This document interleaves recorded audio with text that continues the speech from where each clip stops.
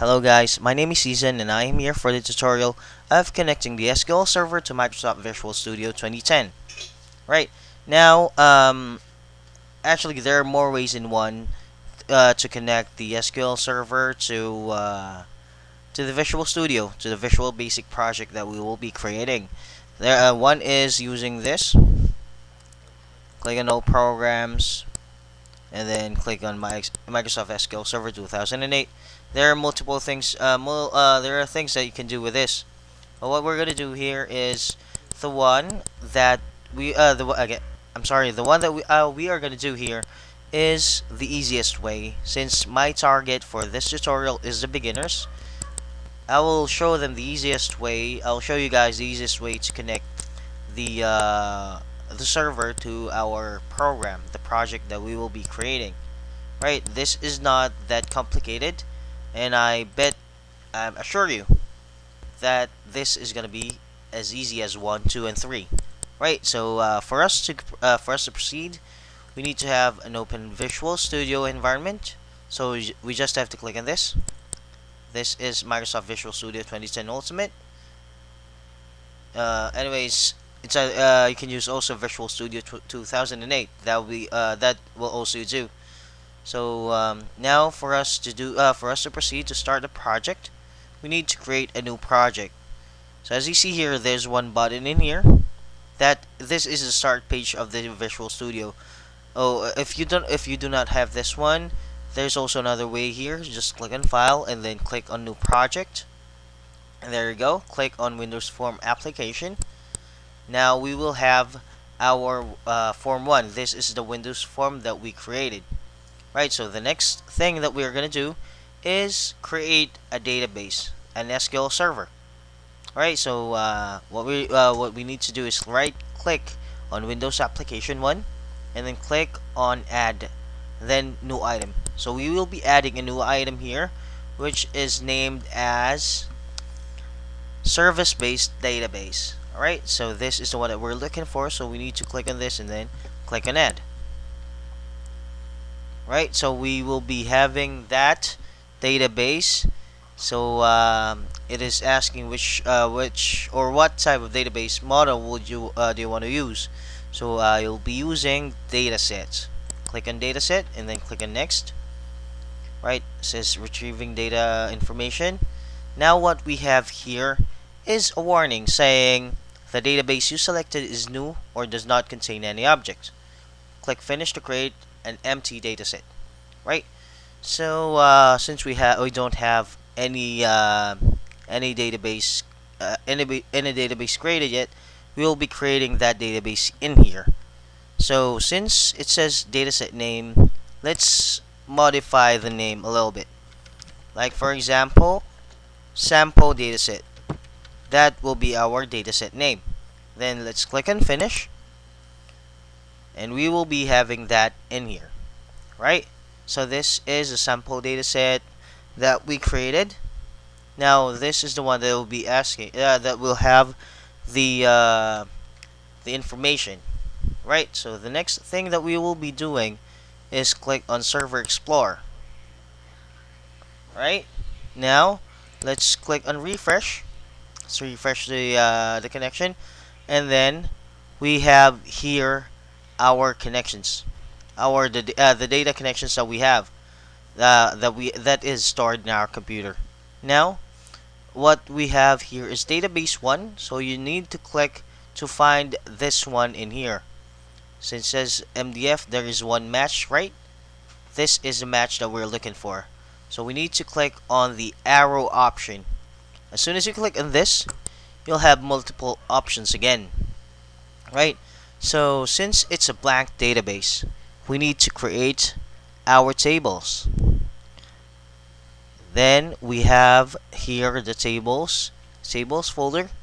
There is another arrow option in here, but as soon as you click on this, nothing is available. No object is available. So we need to create the tables.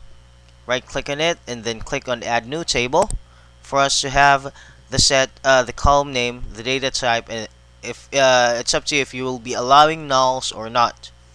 Right, so What the project that we are going to be doing today on this tutorial is just a list of names. To make it easier, we'll be using yes a list of names only, right? So since it's going to be a list of names, let's start with the last name, right? We have here the last name, and then it's the data type will be characters, so it's set as default. It's up to you now.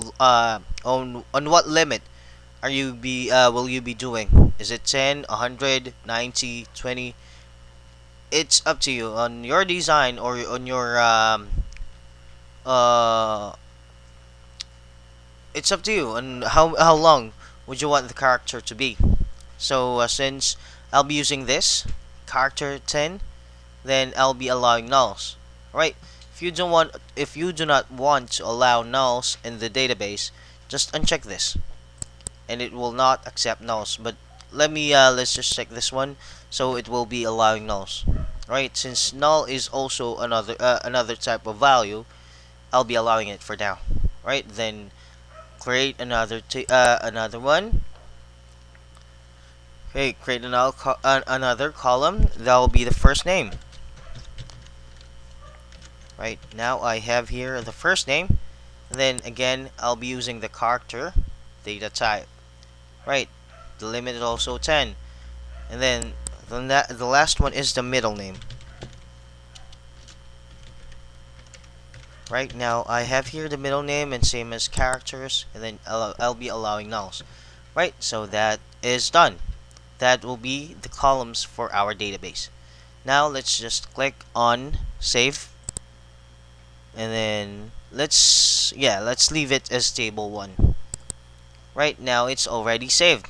Now what we're gonna do next is to create a data grid on our program on the Windows form that we created. Now let's look for the data grid. The data grid. There you go. This is the one that we're looking for. So all you just have to do is click on this and then drag it to the form that we created. Right? Since we have now the data grid, just click on it, and then there is this arrow button in here. It'll be asking you for for some tasks. Right? It's up to you if you want if you are to if you want to modify the database. We have here enable adding, enable editing, and enable deleting. Later on, after as soon as the program runs, I'll be teaching you these actions. Right now, what we need to do, since we have here it's saying choose data source and there is none, we need to have our database. Remember this. Take a look at this. Database1.mdf. That's the one that we will be looking for, right? So since we don't have that database1.mdf in here, what we're gonna do is click on add project data source, and then click on database, and click on next. Click on dataset, click on next, and then this is the one that we were looking for. Database 1 connection string. That is referring to this one, right? And then what we're gonna do is click on next, and then it says retrieving information. So for us to see the tables and the views of the database that we have, let's put check marks in this, right? The other two are other functions. So since we are targeting beginners for this tutorial, I will not make things complicated for you. Right? So now, as soon as we have that those items checked, let's click on finish. And now we have our database. Okay? So I'll be just adjusting the size for the stuffs to fit in. Right? Now we have here the database. And the only thing that's missing in our database is the files that will be inside. Right? So for us to have those running, for us to have the files in there, we need to run the program. Click on run, and there we have it. our program is now running. So we need, well, all we just need to do is type in the information that we need for the for the name. So how about let's type in some dummy names, like for example Bush, Mr. Bush, Bush, sorry, Bush George. Then the middle name, let's pretend that it's Washington. Washington. Now we already added a set of inputs on our database. All right. So now, how about another one? About Clinton, Mr. Clinton. Now that will be the last name. The first name will be Bill, and then the middle name, for example, let's use USA. There we go. And then another one, Mr. ABC. Then the first name will be DEF, and then the middle name is GHI. Okay, so that is how you add the files in our database. That will be the last name, first name, and the middle name. So we have there Mr. George Washington Bush, Bill USA Clinton, and Mr. DFGHIABC. Right, so that is how you add. Now, for us to delete the files, all you just have to do is click on this, highlight it, click on backspace, hit the backspace. Again, do also that, hit the backspace, and then hit backspace. Now you have the files deleted. Now, for the editing, all you just have to do is almost the same as deleting. Just have to click on it, and then, for example, you want you want Washington to change, right? You want Washington to change, like for example, Wilmington. Let's do Wilmington.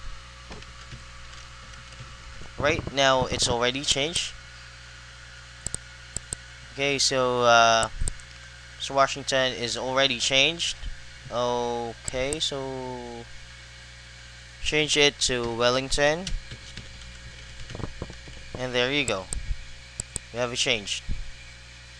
Alright, the reason there is an earlier is I double clicked on this, and since it's actually it's not that it's not that perfect program. We just have what we just did is just create a database for it. There are some instances that some errors will actually come out, but as you see, I've already changed the Washington to Wellington. That's how you edit using SQL Server in Visual Basic Studio. Visual Studio 2010 using Visual Basic. Alright, so now we have things done. I already taught you how to create a database, simple SQL database using Visual Studio connecting to SQL Server. Right, since the tutorial is done, I hope you guys learned a lot. Learned not a lot, but at least a bit of connecting the SQL server. And I hope you guys enjoyed watching. Alright, again, my name is Ison, and have a great day. Goodbye.